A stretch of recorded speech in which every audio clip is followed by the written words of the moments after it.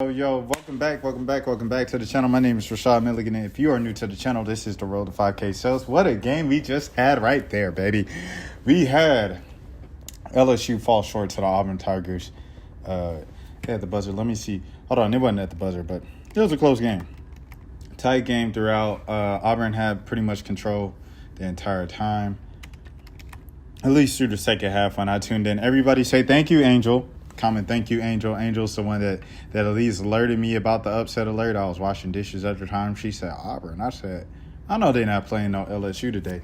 But yes, the final score was 67-62 with the Auburn Tigers coming out top. Basis of the game, final kind of game still in play. Angel Reese gets the ball. She decides to bring it up. She says, I'm the point guard.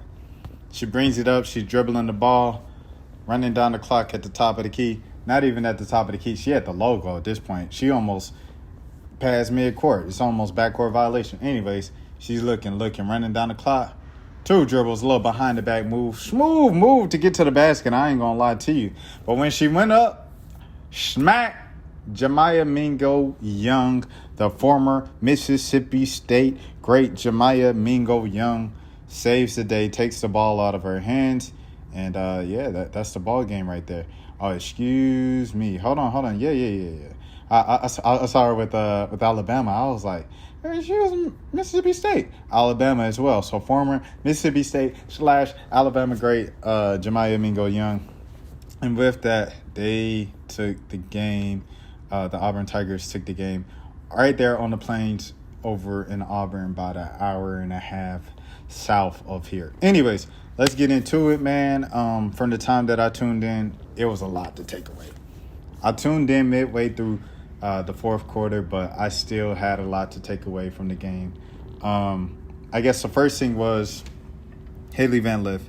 So, Angel, she was like, yo, Haley looked like, she's not the sure kind of answer at point guard, this and that. I don't want to put words in Angel's mouth. You can go ask her whatever what she said. But she said something along to that extent. As soon as she says that, I'm looking at the game. Angel comes up. She's on the wing. And she tries to make an entry pass to Angel on the block. It's 3 Auburn Tigers around Angel. Angel just ended up falling out on the floor. The ball hit the side of the backboard. Auburn gets the rebound and runs the other way. And, next play. Shortly after that, Haley's just sat down altogether. And let me see. And LSU puts Poya back in the game. Poya comes back in the game, and she's kind of like really the PG for the last few moments until like the final play of the game, the final stretch 2 plays of the game. So I think that's concerning.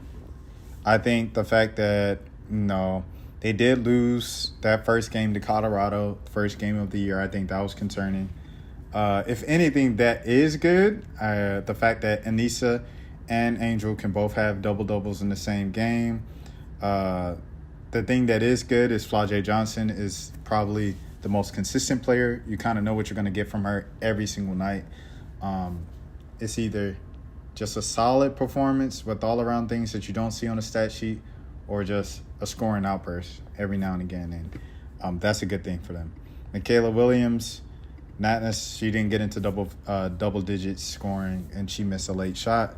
She's a freshman, but she kind of came up a bit short today. And and Haley Van Lith altogether just had 3 points and one assist. So tough matchup there for her, and she also missed a shot that was just about the play before the final play of the game for LSU offensively. So yes, I think there's still a lot of question marks with the super team, with the super LSU team. I think Anissa, I'm thinking of the rapper Anissa. Anissa, I think she's kind of figured out her place. Angel Reese has gotten her rhythm back. She's not struggling as much. And like I said, Flau'jae has been she found her role, I feel like, last year as a freshman. And she's just kind of like thrived in that role, been like a superstar player in that role. And but as far as Haley, She still seems like she hasn't figured it out all the way.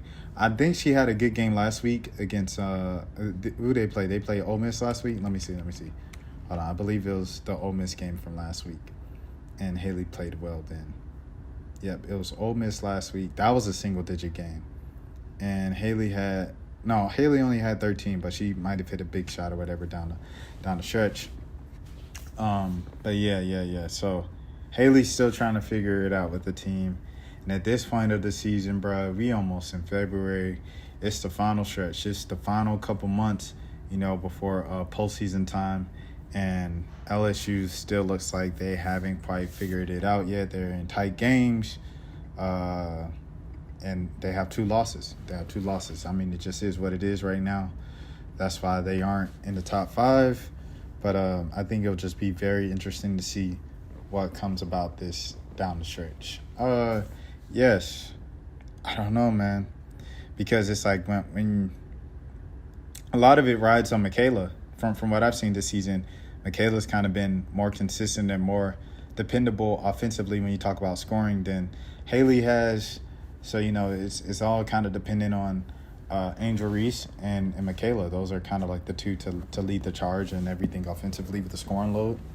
And if one of those two don't have it going offensively, LSU's in trouble. That's what it appears to have been so far this season.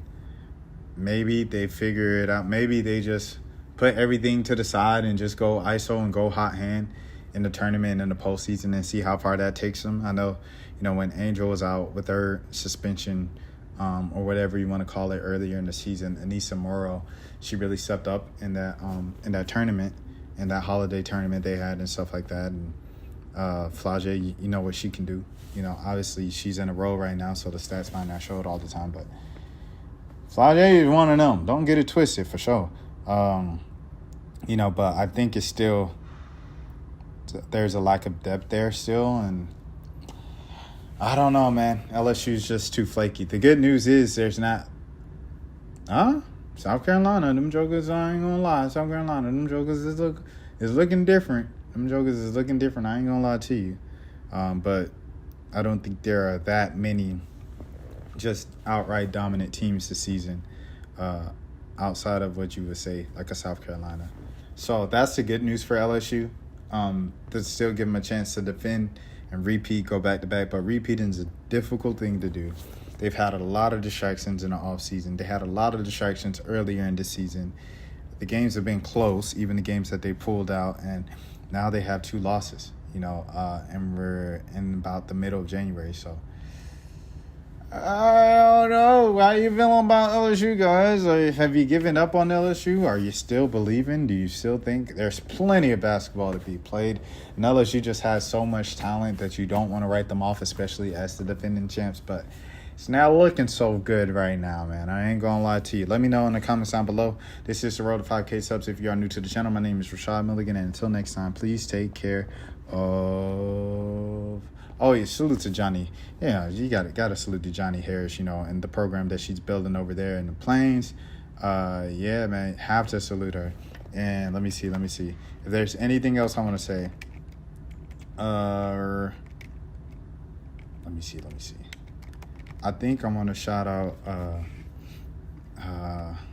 Johnny Harris. Who do I want to shout out? Oh, yeah, they got Draymond coming back again at Memphis. That's going to be, that joker, that's going to be some popcorn TV right there. Anyways, my name is Rashad Milligan. Until next time, please take care of yourselves. This is the Road to 5K subs.